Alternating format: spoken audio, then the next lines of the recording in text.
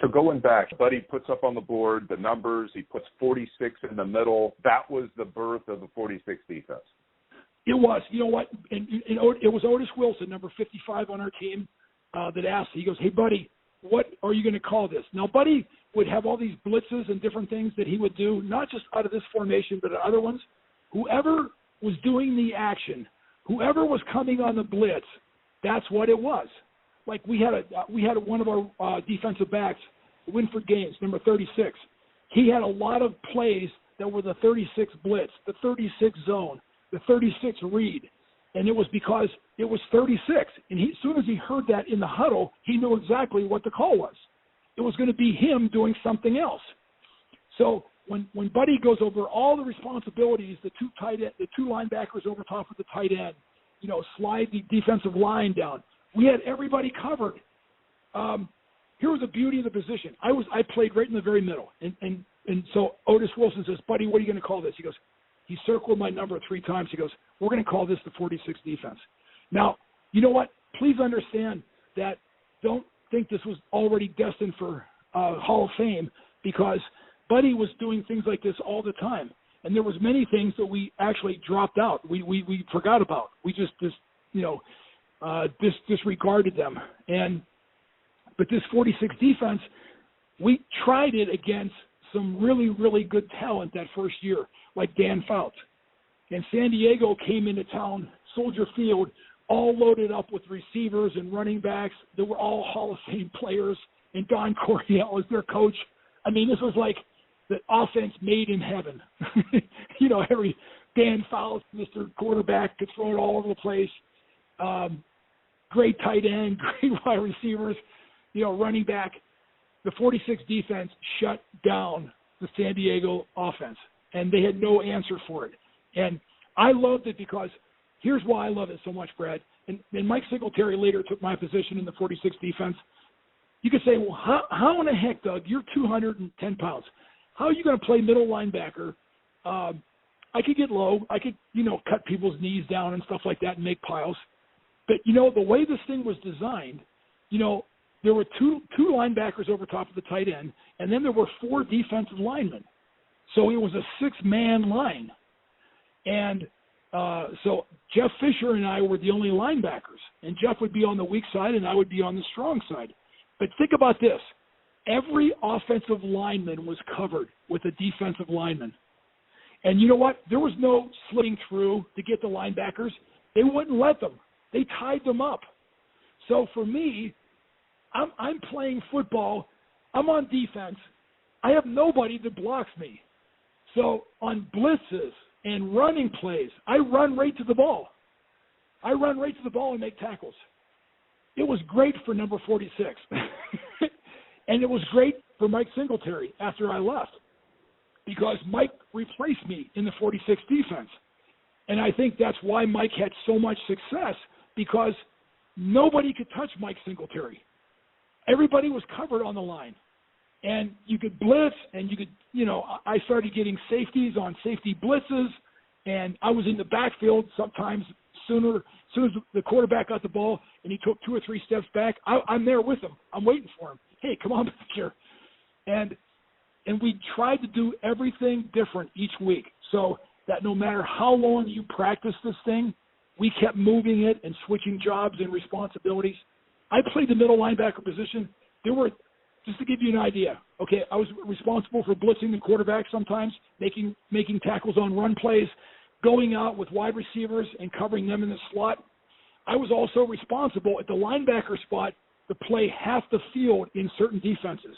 That's like safeties, cover 2, where they got half the field. I would have to be like 5-6 yards deep from the line of scrimmage, and as soon as the ball was snapped, I would run back to the deep half of the field. I'd be responsible for guys running fade routes on the sidelines. I mean, it was crazy. And Buddy would watch film, and there would be like a player say, "Buddy, who's going to cover that guy right there?" And he said, "Well, that guy's been open for the last 5 games, in games against us. The team we're getting ready to play. Let's say we're playing the Chargers, and there's a guy that was open the previous 4 games before we played them." And the player would go, we're watching film, buddy, who's going to cover that guy? He goes, they haven't thrown the ball for 5 weeks. We don't cover, let me try to think of the word he used here, players that don't get the ball. He goes, we don't cover decoys. I mean, I'll never forget that. We do not cover decoys. Guys that were wide open that should have had the ball thrown to them. I don't know. Maybe they were terrible players. Maybe they couldn't catch. Maybe they were just meant to be, so they disrupted the defense. So we would never cover those guys. So a lot of teams criticized our team and said, listen, these guys leave uncovered guys alone. You know why? Because we got 8 guys jumping on a quarterback. And you think the guy running the quarterback wants to go back and find every open receiver? No. He just wants to get rid of the ball. I mean, fear, I've seen fear in quarterbacks like I never saw the rest of my life. Because, and when these guys came, this wasn't like your neighborhood group, Brad, to just get together, hey, let's go play a little bit of football. I don't want to say these guys were like killers, but when somebody breaks bones, something bad happens to them, and there's like this fired up, like a bunch of people, like a bunch of, cavemen around a fire that just destroyed something. That's what this was like. In fact, you would run back to the huddle every time just so you could feel this energy in the huddle. It was powerful. It was like nothing I've ever experienced before in my life. You couldn't wait for the next play to happen because you knew somebody was going down, and you might be the guy that do the job. When San Diego Chargers came to town, Eric Coyle was at its peak. Buddy comes up with this defense to try to do something to slow this offense down that's setting records year after year. That's when you guys knew, yeah, we got something here. This is interesting. After that game, I really think, we just got so much confidence and we started believing in each other. And the other thing was, a lot of times defenses, they fall into little traps where they do the same thing over and over again. They're conditioned. You can expect something on second or third down. I give Buddy a lot of credit. He would change things up. And here's the other thing. Every play wasn't from the sideline. Buddy would call something like, it was called AFC, automatic front coverage. And what would happen is we would study their last 6 game films. And every formation and every motion, we would see what plays they ran out of those formations and the motions, their likelihood that they were going to do something. So we would never put ourselves in a bad position, but we would try to pick the defense that would most likely kill that play, create an interception, create a fumble, create a sack. Because if you remember in '85, only 50% of the quarterbacks that started against the Bears that year finished the game. And it was about the quarterback, and we were concerned about the quarterback, and we never, ever gave him a pass. And, the other thing that I learned from Buddy, he used to talk about buy blockers. I go, what do you mean buy blockers? Teams with this incredible pass rush, teams would try to screen behind us. If anybody tried blocking you, you bought the blocker, which meant that you tried to destroy the blocker.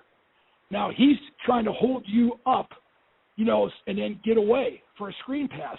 There was no screens against the Bears because there was nobody there to get the screen. Because every time a pass rusher came in and an offensive running back or somebody tried to get in front of them and then slip off, you couldn't do it. We treated that guy like a ball carrier. So he went down.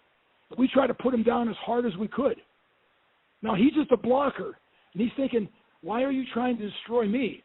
I'm the blocker. I'm a blocker. You know why? And you're not catching any more balls today either, because we're done with that. There's no screens. And what it did was, all of a sudden now, nobody ran screens against the defense because there was nobody to get the screen. Whether it was tight end, running backs, no, it didn't happen. Receivers, you were going down. And it was just one of the most physical defenses that I've ever played in because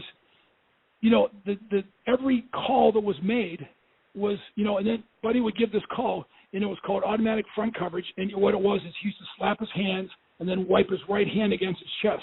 which meant call the game plan defense. So we got this AFC sheet every week, and we had to memorize it with all the formations and the motions, the back motions and the wide receiver motions.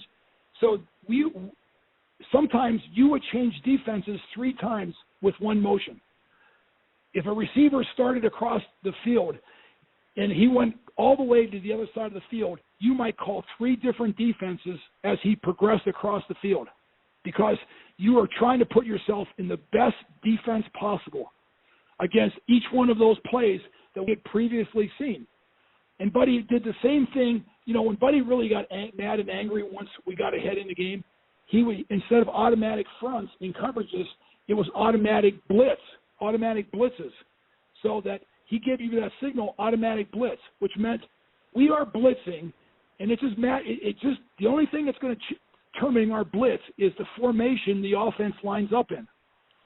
So you can imagine each week now coaches are trying to game plan against the defense that changes like a chameleon. It changes colors every week. It's responsibilities and assignments change. And think how many hours the offenses studied film trying to break down what the Bears did. The Bears were like chameleons. They were changing every single week. And it was impossible to guard. But man, there is nothing like running full speed and hitting somebody, and then that it sounds terrible. Just running into other people that don't expect you to be there. And it's like, oh man, it was like a rush, like nothing else. And that's why everybody was they were so good of friends on that defense, because you understood sometimes you would have to take out a guard or a tackle or something so somebody else could make a play. But you did it willingly because that guy was going to do it for you the next play. And, there's nothing like just coming full speed at somebody and there's nobody there to block you, and you're just going to hit the quarterback. I mean, I know now you can't really do that to the same degree, and it's like the quarterback's not going to last. I mean, I can't tell you how many times you truly hear the oxygen in their lungs coming out of their lungs, because you could just hear this tremendous breath of air coming out of their lungs when you hit them, and it's not fair. It's not, that's why, it's so hard and disciplined to be on offense. You got assignments, and you got to be so controlled in your emotions, and then you got defense where it's like, okay, instead of read and react, we just reacted. As soon as the ball was snapped, we already had predetermined responsibilities, so we weren't reading anything. Whether it was a run or a pass or whatever, we had everything covered. All the holes were covered. And it was just an incredible display of aggression against the offense. You hear the term on the defensive side, bend but don't break, and that kind of terminology. And this was just turn the dogs loose. We're going to get you before you have a chance to get us. You're right. The bend and break, because we tried that before. In fact, when Buddy, his first year, he had some kind of a defense. It was called a prevent defense, and it was the typical prevent defenses prevent you from losing games. And here's what I found out. I never played a prevent. And, first year I played it, we were ahead at the end of the game, and we were giving up these 20 and 30-yard plays. Well, it only takes 3 plays like that to get down to the end zone. So it just doesn't work. You can't run prevent defenses. And here's what I found. When you start telling players that you want them to be soft and give and back up, it takes over who they are. They lose their perspective, their skills, their instincts. They're all gone. Now they're just they're like the pillows. You fall, you put your head on every night, nice and soft. Okay, that's the defense. Becomes like a pillow. Okay, 20, 30 yards. Okay, that's good. You didn't get a touchdown. Okay, you can have another 20 or 30-yarder. Okay, that's good. Now we're down here on the 30 or 20. And it doesn't make any sense. You look in a huddle, everybody is like, either breathing hard or, they've lost the edge. And the moment you lose the edge, it's like in any other thing in life. your performance goes down dramatically. So at some point in time, Buddy Ryan made a decision. We are not going to go down. We're not going to lose. And I remember we played the 49ers, and Buddy was a tough guy. Acted like a sergeant all the time, yelling, screaming. He never hit anybody, though. I'll say that. Buddy never hit anybody. He hit you with his words, and he would embarrass you so much. I remember Al Harris, was a great pass rusher, linebacker we had from Arizona State, and Buddy was really frustrated with him when he first got there. And one day he said, he goes, "Hey, didn't they call you some nickname or something in college?" And Al said, "Yeah, they called me the Destroyer." He goes, "I used to destroy offenses." He goes, and this is in front of all our team. He goes, "The only thing you've destroyed around here has been hamburgers at lunchtime." He said, "Why don't you start showing me who you think you are, this Destroyer, this Mr. Destroyer?" But he would take people like that, and at other times, we played the 49ers one year, and we lost at the very end of the game. And there was one player that he put in a position to make all these plays, or he had to shut down certain receivers. And he said, "I want to apologize to you guys because the guy that I had try to do that was more than he was capable of doing." And he just was very honest about it. And even the player, they had him doing impossible things that week. And he said, "There's a few guys in this room I trust." He goes, he says, "Most of you guys are knuckleheads, and I don't trust you. But there's a handful of you that I trust, and I give you the responsibility of us winning and losing games. And when you guys let me down, it hurts." And Buddy Ryan, I still can't believe this, tears rolling down his face. Buddy Ryan, this tough, Korean sergeant, military guy, tears just rolling down his face.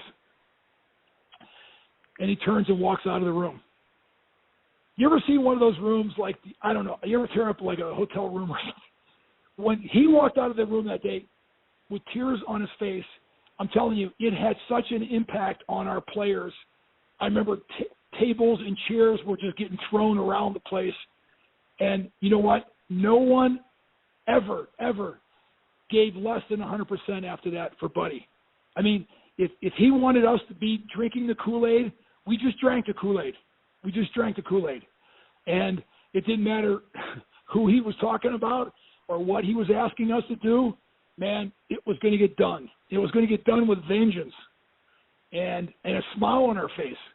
And that's what was weird about that particular group. It's hard seeing people do really, really violent things and smile at the same time. Those two things don't go together. Those are emotions. Smiling and hitting somebody or violence just doesn't go together. But that's what it was. That's what it was in the heyday of the 46 defense. I mean, and guys running back to the huddle like a bunch of rats. They can't wait for the next call.